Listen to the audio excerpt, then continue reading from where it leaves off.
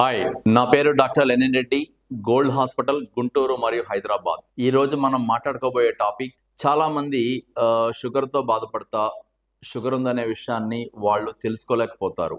బీపీతో బాధపడతా, బీపీ ఉందనే విషయాన్ని తెలుసుకోలేకపోతారు. ఎందుకు అంటే ఇవి రెండు కూడా చాలా సైలెంట్గా ఉండి మనిషికి ఏ రకమైన ఇబ్బందిని కలగజేయకుండా లోపలే ఉంటాయి. వాళ్ళు అనుకుంటారు, నేనంతా చాలా ఫిజికల్గా ఫిట్గా ఉన్నాను, బ్రహ్మాండంగా ఉన్నాను, నాకు అసలు ఏ ఇబ్బంది ఉంది, నేను వెరీ యాక్టివ్గా ఫ్రెండ్స్, సరదాలు, ఫుడ్ తింటాము, గేమ్స్ ఆడుకుంటాను అనుకుంటారు. కానీ కొద్ది మందిలో ఇన్సులిన్ యొక్క తయారీ తగ్గిపోవటము, బీటా సెల్స్ బాగా చనిపోవటము, లేదా ఇన్సులిన్ తయారైనా సరే బాడీలో ఆ ఇన్సులిన్ తీసుకునే కొన్ని రకాలైన రెసిస్టెన్స్ రావటంతో ఉండటంతో షుగరు అసలు ఏ లక్షణాలు లేని వాళ్ళకు కూడా 250, 300, 400 ఉంటున్న పరిస్థితి ఉంటుంది. అలాగే బీపీ అయితే మరింత దారుణంగా ఉంది పరిస్థితి. బీపీ పరిస్థితి అయితే బయట వీళ్ళు సొంతంగా మిషన్లతోనో లేకపోతే ఎక్కడో ఒక రకమైన ఆటోమేటిక్ వాటితోనో చూసుకుంటా ఉంటారు. అలా చూసుకోవడం తప్పనేది నా ఉద్దేశం కాదు. కానీ ఒక బీపీ లేని మనిషి మొట్టమొదటగా బీపీ ఉందా లేదని చెక్ చేసుకోవడానికి మాత్రం ఆ పరికరం అంత కరెక్ట్ కాదనేది నా యొక్క పర్సనల్ అభిప్రాయం. ఎందుకంటే బీపీ ఉందా లేదా అనేది ఒక చాలా నిపుణత, చాలా నైపుణ్యత కలిగిన డాక్టర్లు మాత్రమే, మళ్ళొకసారి చెప్తున్నాను వినండి, బీపీని చెక్ చేయటం కూడా అంత తేలికగైన విషయం ఏమీ కాదు. చాలా నైపుణ్యత కలిగిన డాక్టర్లు మాత్రమే బీపీని శ్రద్ధగా ఖచ్చితంగా మీకు ఉందా లేదా చూడగలరు.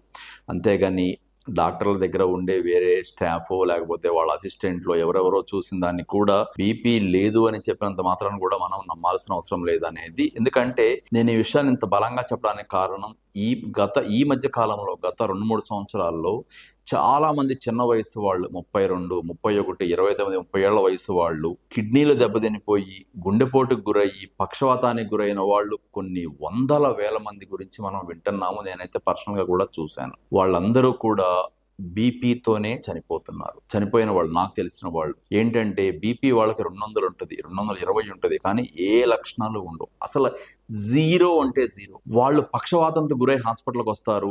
వాళ్ళకి ఏదో ఒక రకమైన కిడ్నీలు దెబ్బతినిపోయి క్రియాటినిన్ 6, 3, 4, 5 వస్తుంది. వాళ్ళు హాస్పిటల్కి వస్తారు. ఏంట్రా అంటే, లేదండి అసలు నాకు ఇంతవరకు ఎప్పుడు తెలియలేదు, నాకు బీపీ లేదు, మా నాన్నకి లేదు, మా తాతయ్యకి లేదు అంటాడు. దాంతోపాటు నాకు అసలు కోపమే రాదంటాడు, నాకు కళ్ళు తిరగట్లేదు అంటాడు, నేను చాలా సరదాగా ఉంటానంటాడు, ఇంకో రకంగా నాకేదో తలనొప్పి ఎప్పుడు రాదంటాడు. మీరు అనుకునే తలనొప్పి రావటమో, కళ్ళు తిరగటమో, లేకపోతే సరదాగా ఉండటమో, లేకపోతే అందరితో జోవియల్గా ఉండటం అనేవి మీకు బీపీ లేదు అనే ఒక దానికి సంకేతం ఖచ్చితంగా కాదు.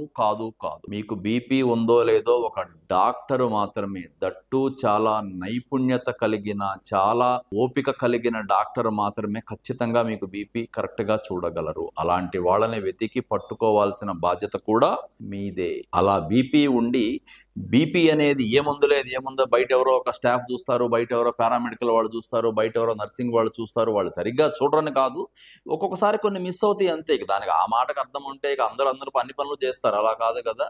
అలా లేదు అనుకున్న తర్వాతే మీరు హ్యాపీగా ఫీల్ అవ్వాలి. కానీ చాలా మందిలో సైలెంట్ కిల్లర్ లాగా బీపీ ఉంటుంది. అది ఎక్కడికి దారి తీస్తుందంటే వాళ్ళ యొక్క ప్రాణం మీదకి వచ్చేంత పరిస్థితి దాకా ఉంటుంది. సో మీరు ఏ వయసు వాళ్ళైనా, అంటే నేను చెప్పేది మరీ చిన్నని కాదు, కనీసం ఒక 25 ఏళ్ళు దాటిన దగ్గర నుంచి, 20 నుంచి కూడా వేసుకోవచ్చు, 25 ఏళ్ళు దాటిన దగ్గర నుంచి ఎవరైనా సరే సంవత్సరానికి ఒకసారైనా, కనీసం 2 ఏళ్ళకి ఒకసారైనా బీపీ, షుగర్లు ఏమన్నా దగ్గరకు వస్తున్నాయా, ఉంటున్నాయా అని చెక్ చేసుకోవడం అనేది ఖచ్చితంగా అవసరమే.